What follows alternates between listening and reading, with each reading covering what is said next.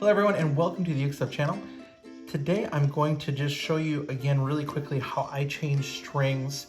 This is the Ranch 23-inch concert ukulele that I just recently reviewed, and I really like this instrument, but the strings to me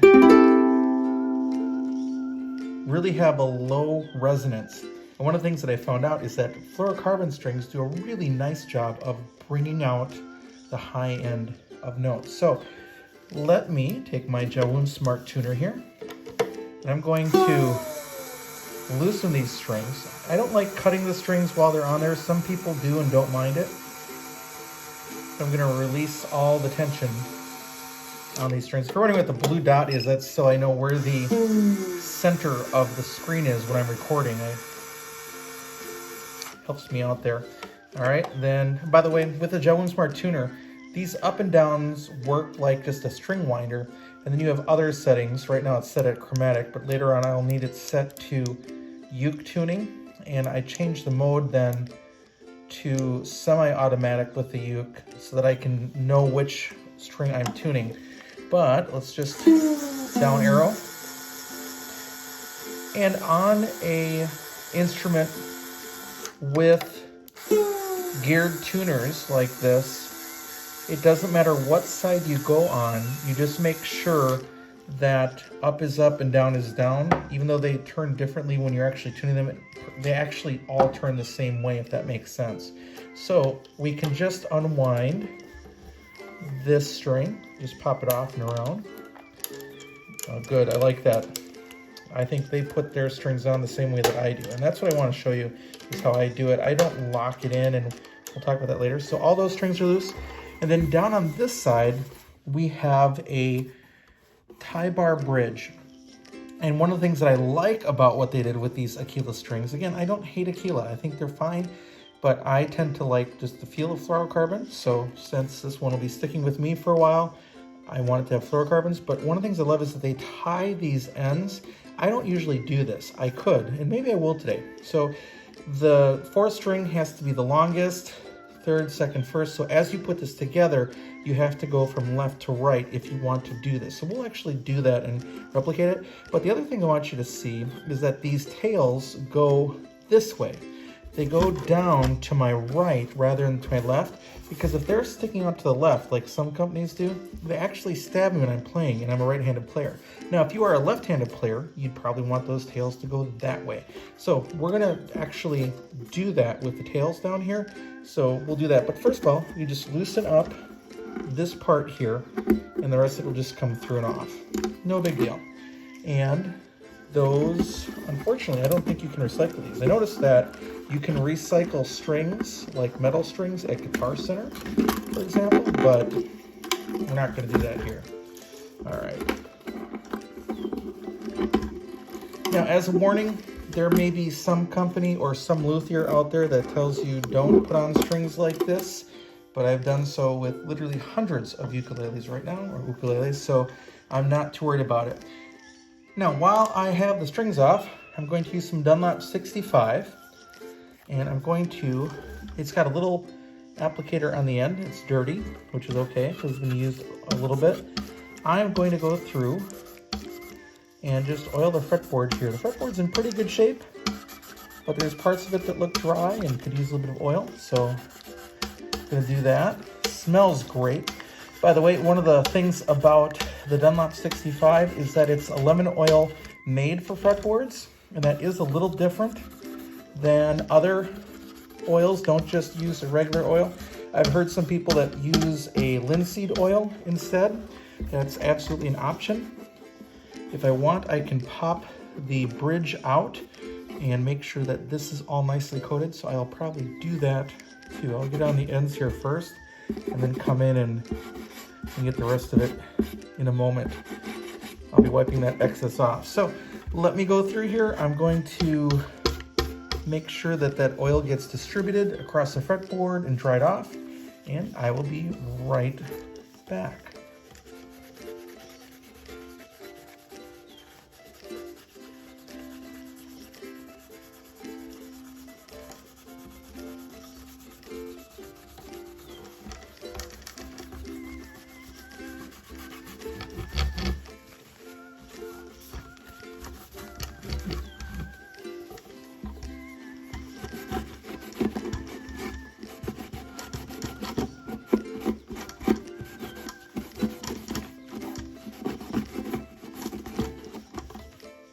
right, so the fretboard and bridge have been oiled a little bit and wiped down. And now I'm going to take my Martin M600 strings. You can see right there, Martin M600. And these are clear fluorocarbon, and they're for soprano or concert. So I'm going to open these guys up. And inside here, you'll see string 4, which is your string all the way to your left. String 3, which is your C string. String 2, and string 1. Now I'm going to be putting this on in the order of a right-handed player, not a left-handed player, so just keep that in mind. So let's go. The first one here is the 4 string.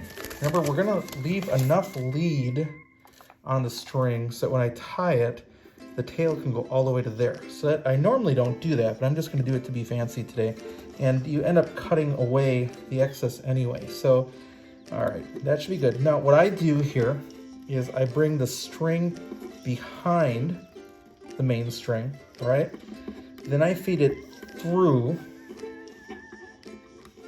and then around at least twice.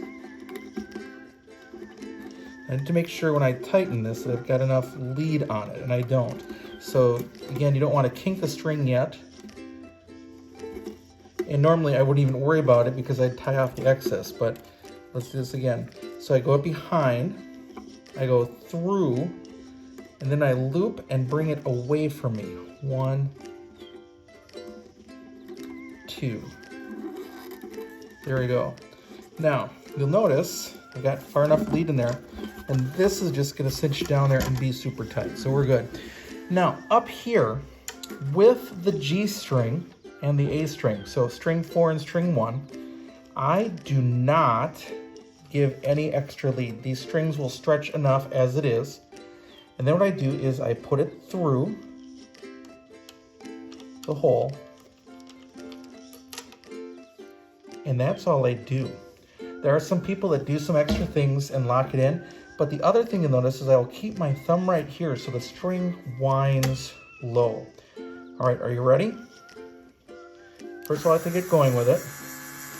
And watch how that loose end wraps over the top. My thumb is holding the ukulele there. Am I worried about it breaking? Not yet. You can go quite a while before you're to pitch, right? So,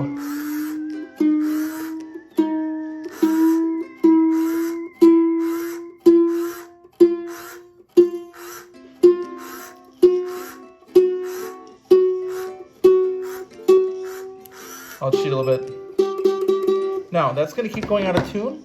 I don't mind getting it to tune and leaving it. And then just for simplicity's sake, I'm just going to cut this. And I'm just going to leave about that much sticking out of the top. You can see how much I left sticking out there. Now, if you notice, I didn't do any fancy wrapping around. The one thing I did do is leave the tail long here, which I normally don't do. I'm just doing this to be fancy today. So that's all good. All right, let's go on to the 3rd string, C string. And I do want you to see the 3rd and 2nd strings as I put them on, because they need a little extra care. So we need to make sure that our tail, when we're done, is long enough that it reaches out to the side. We have to loop it around that other one the way that we're doing right now. So I go, that one's in there, then bring it around and around, and I think one more actually with the C string. And I need to make sure that I've got enough lead in here. So let me just give it a little more. Imagine being the person in the factory that does this 100 times a day. Quite a job. Now, it's starting to go. Just pull it a little tight. And now we've got those 2 there. It doesn't look so pretty yet. It'll look better as it slides down when I tighten up here. Now, as I go up here with the C string, I leave slack in the line before I hold it, because the C string doesn't stretch as much to get that number of loops around. I still don't have to do anything special with it, but here we go.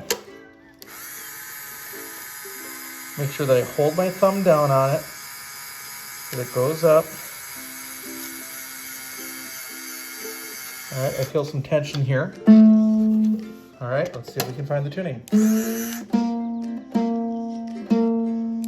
Oh, I forgot. I have to change my S here to the C string.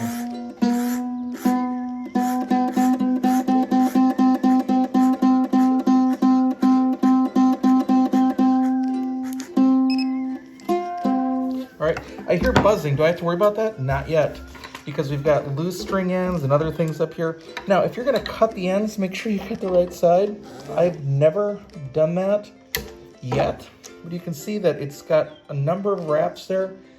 It's wrapping from the bottom, so we're all good. So we've got 2 strings on so far. How about the second string? I want these guys to be underneath the loop. Make sure they're caught up in there because I don't want those sticking out. There we go. Make sure it's long enough that it's gonna last. Yep, it will. So I go around the back, over the top twice. 1, 2, and then pull it tight. Okay, that's done up there. Now I go up to the top up here. Ooh. Okay, good. Now, like the C string, I want to leave some slack in this one because the E string and the C string want some extra slack. Hit the S to the E string, tuning the up button.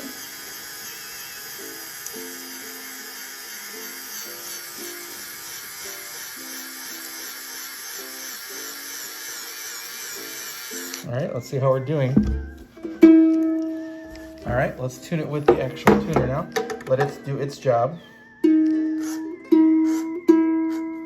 I'll give it a little shot here.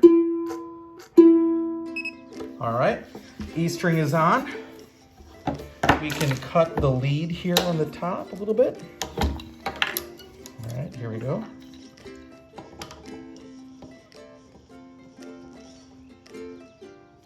By the way, these are great for clipping your strings and then tune them as well. And then we just have to put on the first string, and it just has to contain these guys here.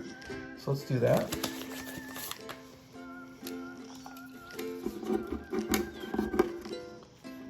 First string goes underneath. All right, first string goes under these other guys. We don't need a whole lot of lead with this one because it's just gonna get clipped off here in a second. So, go behind. So again, I always go behind the lead string, right? Then through, and then through again. Sometimes I'll even do a third time, doesn't really matter. Pull it tight. So all those are caught in there right now.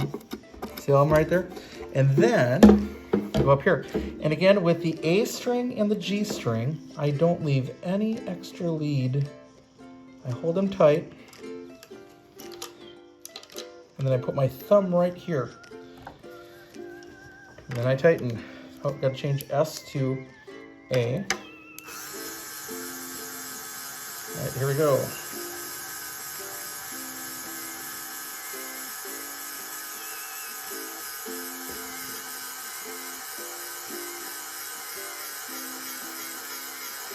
Now, if you break a string, it's likely going to be your first string, but you can hear that even after all that winding, we're nowhere near where that needs to be.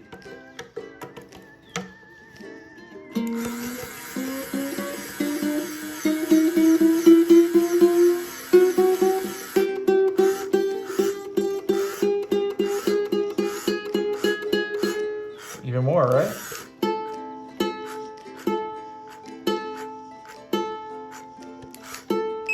There we go. Now let me trim the end here, and I'm going to show you a couple other things that we're going to do. All right. So we did that little fancy thing down here. So we are going to trim all these.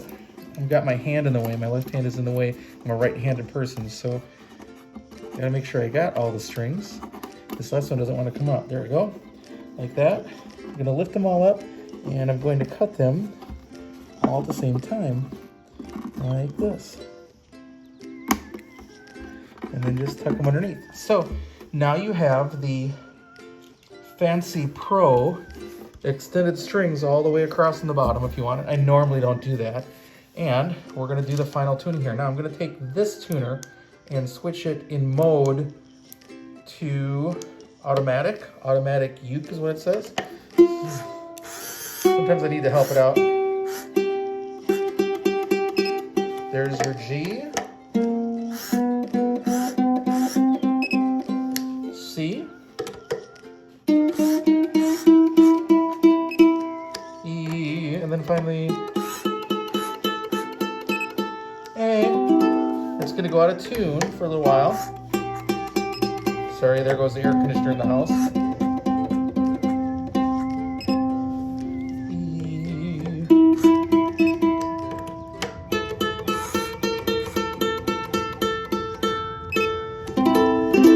All right, so that shows my process of changing strings. Normally, again, I wouldn't mess with all that stuff on the bottom, but now this ukulele has strings, and I just want to show you some things really closely.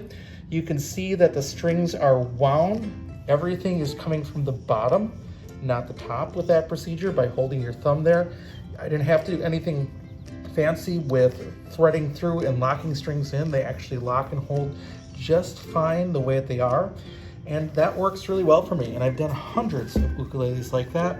And that is how I change strings on a tie bar bridge. And that's the entire process from start to finish with only a couple of cuts for when I did something that, or I said something that was wrong, I decided to re-record it. So otherwise, what you see here is real time in changing it. And if I'm not talking and talking my way through it, it's much, much faster. So yes, you can change strings. It's a fun thing to do, actually. It makes you self-sufficient, and it's, again, part of becoming an ukulele owner is learning how to tie those strings and having fun doing it and finding strings that you like and putting those strings on your ukuleles. It's all part of the process. So thanks for watching the video, and as always, I'll be back soon with some more uke stuff for you.